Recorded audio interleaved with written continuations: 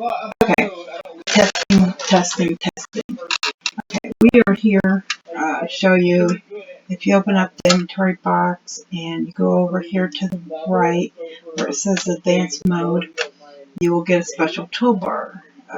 Select asset. So you'll pick item that you want and it will be outlined in green. If it's not, then you just click anywhere on it and it will turn green. Now once you turn it green, then you can do different things with it, like flip it. See the patterns? They went the opposite way. Or you can shrink it. Now, then it shows you the percentage that you took it down.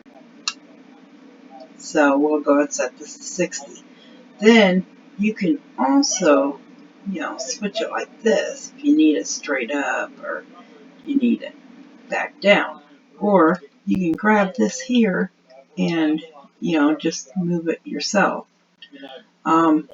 If you need this to be layered over something, let's see,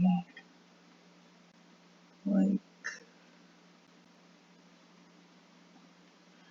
okay, here's an example. So we have a curtain here, but you need this.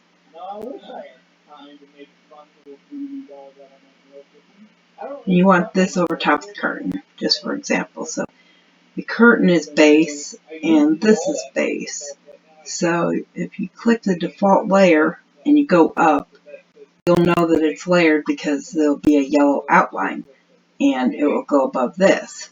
But if you're doing multiple layers upon layers, like here we put in a window, so we want this to be layered over the window, and then we want this to be layered over the curtain, just for example. So you could do multiple levels.